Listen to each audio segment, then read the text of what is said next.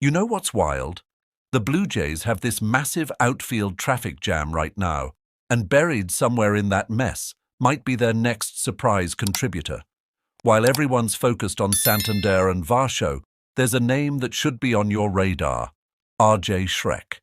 And trust me, his story this spring could get really interesting really fast. So Schreck comes from Vanderbilt, gets picked by Seattle in the 9th round back in 2023. Nothing too flashy there. But here's where it gets good. Less than a year later, Seattle ships him to Toronto for Justin Turner at the deadline. Now you're probably thinking, okay, another minor league guy. What's the big deal? Well, before that trade, Schreck absolutely mashed at single A with an .865 OPS and 12 homers. Gets bumped to double A for 8 games with Seattle, then Toronto takes over and he continues crushing it. 28 games with New Hampshire, .898 OPS. The kid just keeps producing. Fast forward to last season. Schreck starts with New Hampshire again, plays 41 games, launches 9 home runs, puts up a .914 OPS. That earns him the call to Buffalo AAA ball. Now AAA is where prospects either prove they belong or they don't. Schreck slashed .242, .392, .435 with an .828 OPS across 58 games. That .392 on-base percentage, that's not an accident. This guy knows how to get on base, and in today's game, that matters more than people think. Here's what makes Schreck's situation fascinating. The Blue Jays have invited him to spring training as a non-roster guy, which means he's got to earn his spot. But look at the outfield situation. You've got Varsho and Santander penciled in, then there's this whole mess of Miles Straw, Addison Barger, Nathan Lukes, Davis Schneider, Jonathan Clays, Kazuma Okamoto, and Joey Loperfido, all fighting for scraps. It's crowded. Really crowded. But this is where things get spicy. Remember Alan Roden? Former top prospect, similar profile to Schreck, solid defense, power potential, great on-base skills. Last spring, Roden posted a ridiculous 1.245 OPS in spring training and made the opening day roster. Then he struggled at the big league level and eventually got dealt for Louis Varland at the deadline. The parallel here is almost eerie. Schreck is facing the exact same crossroads that Roden faced, and honestly, the outcome could go either way. The thing working in Schreck's favor? 2 words: chaos and opportunity. Let's be real about something. Santander came in last year with massive expectations after that big signing, and he was basically invisible when it mattered most. Completely failed to deliver value when the Jays needed him for their World Series run. That opened the door for guys like Lukes and Straw to step up. And Varsho? He was recovering from shoulder surgery last spring, which is literally how Roden got his chance in the first place. Baseball is unpredictable. Injuries happen. Guys underperform. Veterans get cold. That's just the reality. And for a guy like Schreck, that reality creates openings. He's 25 now, so he's not some teenage prospect still learning to hit a curveball in the low minors. A 166 WRC plus at AA and 129 WRC plus at AAA last season tells you he's legitimately figured something out.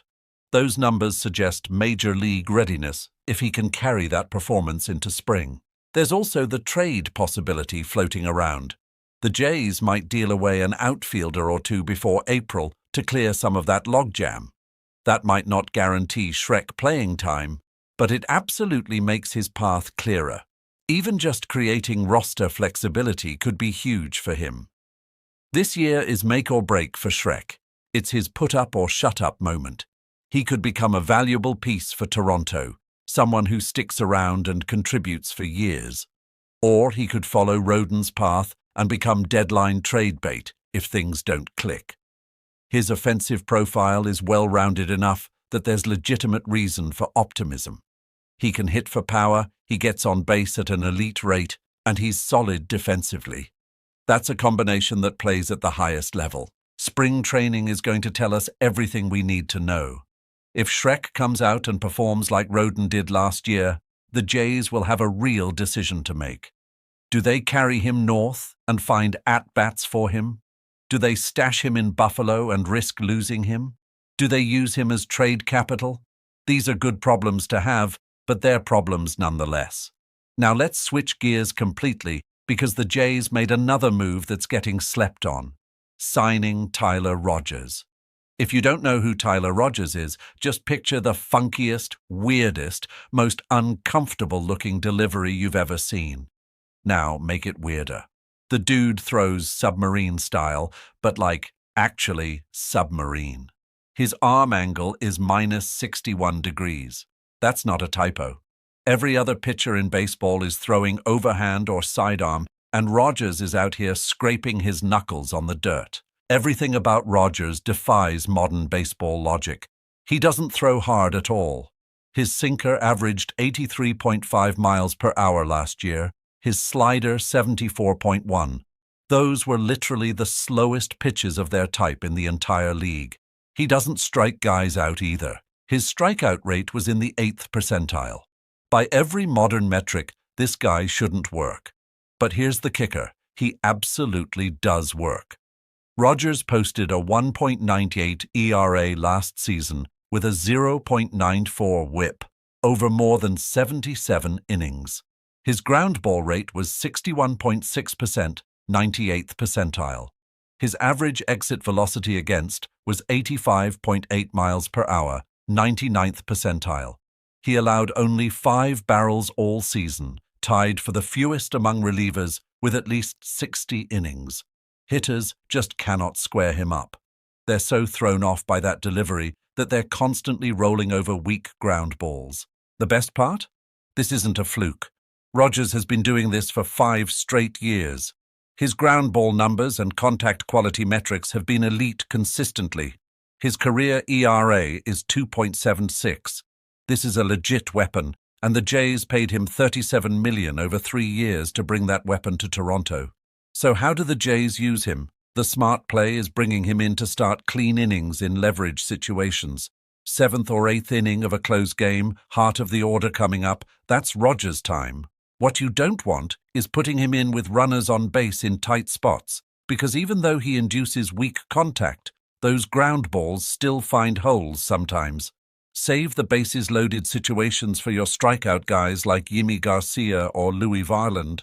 Rogers is basically the definition of a market inefficiency that became mainstream. He would have been a Moneyball guy 20 years ago, the weird submarine pitcher that nobody wanted. Now analytics teams understand exactly what he brings, and he's getting paid like the valuable weapon he is.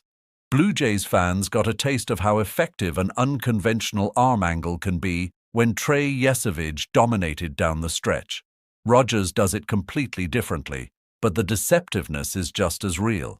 Between Schreck trying to break through and Rogers bringing his ground ball wizardry, the Jays have some genuinely interesting storylines heading into spring.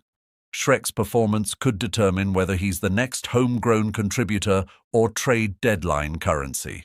Rogers gives them a truly unique weapon out of the pen that opposing hitters just aren't prepared for. Spring training can't get here fast enough.